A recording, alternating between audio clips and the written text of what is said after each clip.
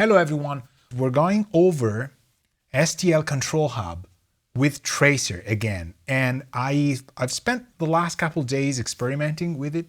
I think I have kind of found a sweet spot for now. Here we are in Nuendo. You can do in Cubase, you can do it in Logic, whatever. What matters is my session is set at 96 kilohertz, 24 bits. Then set up your send return. I have one set as external effects. It's hardware insert.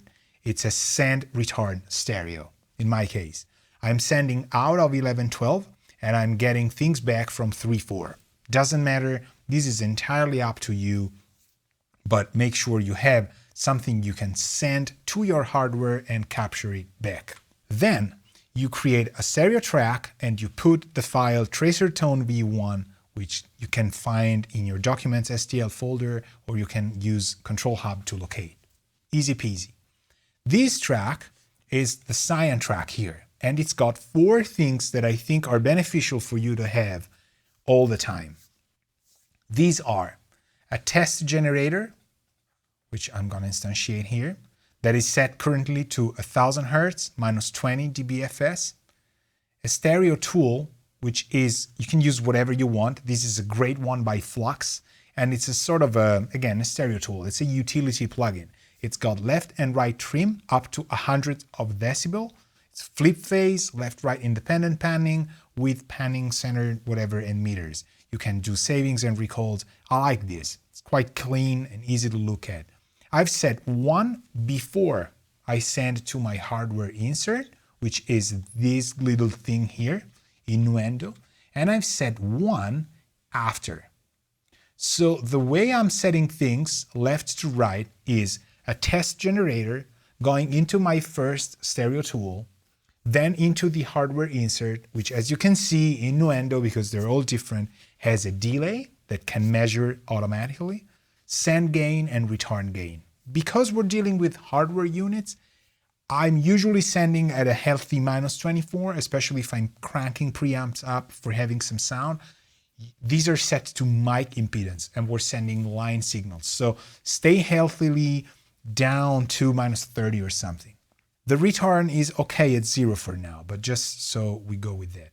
Then there's another stereo tool, which is going to address the post hardware things. So there's this phase scope and stereoscope are really nice because I can get to see what I'm sending through and what's coming back, right? Especially for calibrating stuff. Now, these 4 things, these little 4 things, all go to the orange track, which is the printed trace. And these, in theory, would go to your mix bus and then the printer, but I don't want to listen to that stuff at all. Now, this is my gear and it's already set up. I don't have to change anything. It looks like a mess to you. You will not probably understand it from here. If you were here, you could read that these black cables are the signal going into the 1073s that are down there that I'm gonna capture, and these other pair of black cables are the output of the 1073s, and they go back into the Aurora converters. So we're coming out of the Aurora into the Neves to send a signal. It gets modified and changed. We go back to the return and we capture it again. And this capture will then be analyzed by ControlHub and will become the model for our stuff, right? And I have my 1073s set the same way I like them to use for the Moog Voyager I have, which is where they usually sit. But I can only use those 2 on the Moog, and I want to use these on more stuff. So the first thing I want to do is send a signal through the hardware insert, right? And I want to start with a healthy minus 20, 1 kilohertz test signal. We send the trace. The source hardware insert is on bypass. You can see it because there's a yellow bypass effect on. So this is essentially our sine wave into the stereo tool analysis. In post, nothing's happening. You see how these are in blue, right? The other 2 are bypassed. Now it reads minus 20, so it's true. We're sending minus 20, that's what we're getting. Now I'm gonna open up the insert. We're gonna go through the 1073s and back. I've already measured the delay, and at 96 kilohertz, Nuendo says I have 0.77 milliseconds of latency. So that's compensated. It's always good to have because I've never had any issues with Nuendo doing that stuff.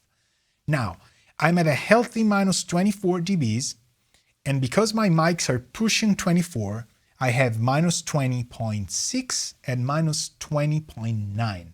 I am going to actually send a little bit more into the right because they're not calibrated exactly, and I have a 0.3 discrepancy. Now I can fix this if I go 0.3 on the stereo tool that is before the hardware insert, and it comes back at a perfect minus 20.6, minus 20.6. Now I know that I'm sending minus 20, things get worked out in the nibs, and I'm getting minus 20 back. Now the chain is nicely done and neat, and I can press record. So I select it, I select the loop. I would also arm the punch in and punch out, and then I press record or star on the keyboard. So I have my print. We're gonna call this tracer tone V1 1073 pair at mic 24 or mic 24. This is now the name of my file. So I'm gonna go to the stereo mix bus just because. I'm gonna load ControlHub. Now what I need to do is go to tracer, complete signal chain, because it's not a compressor, it's a complete chain, it's just preamp. And I don't need to locate because I already have that file, but in that case, it will help you find it. I have it in my template, so it's okay. I already traced the 1073s, we go import. And now we select whatever I have done lately, and this matches September 25th. Tracer tone, that's the file name. Go OK.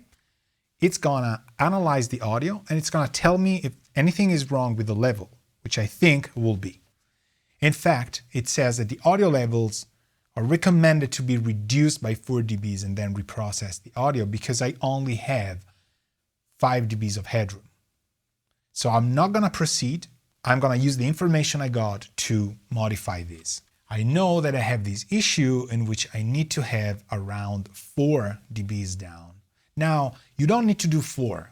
I would do minus 6.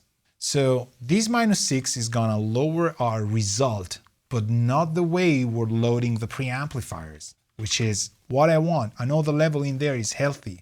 So I'm gonna just go here and I can print again. It's done. So now we rename it. So we go to ControlHub, we open it up. We want to trace a complete signal chain.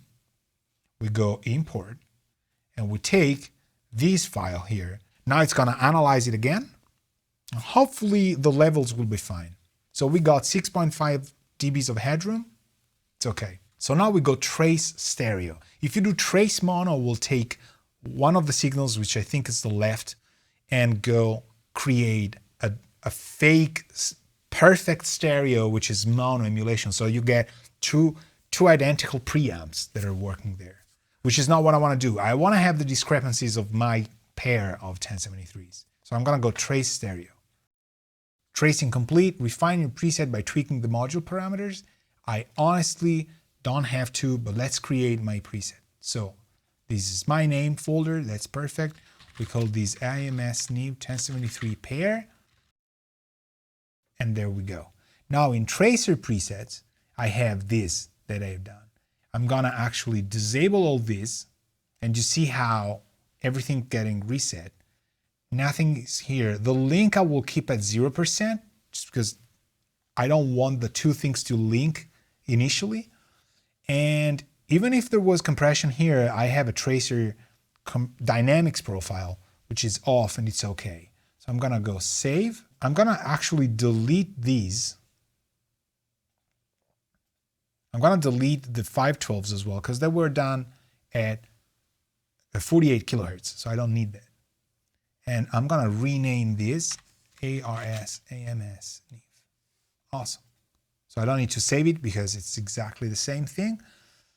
And this has the color of the 1073s. Now what I want to do is do the 512s exactly as we've planned it. First and foremost, erase this trace. We don't need to have it.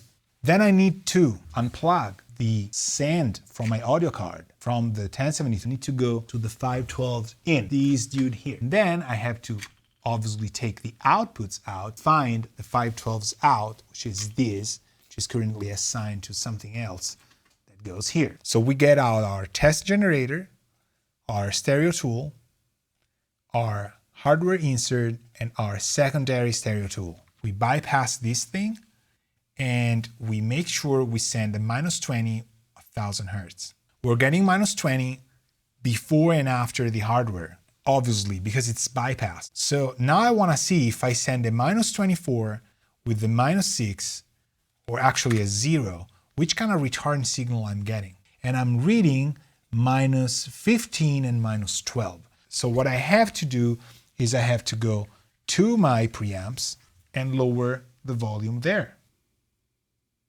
Look what's happening. I have a -16.2 and I have a -16.3. That's good. What I'm gonna do is I'm gonna go 0.1 on the actual send to the hard. So now I'm getting -16.2 and -16.2. I predict we should go 10 down, and it's obviously gonna be flat because it's a retard, so we're getting there, it's good, and trace it. So the trace is done. Rename it. So now we reopen ControlHub and we go tracer again, complete signal chain, import.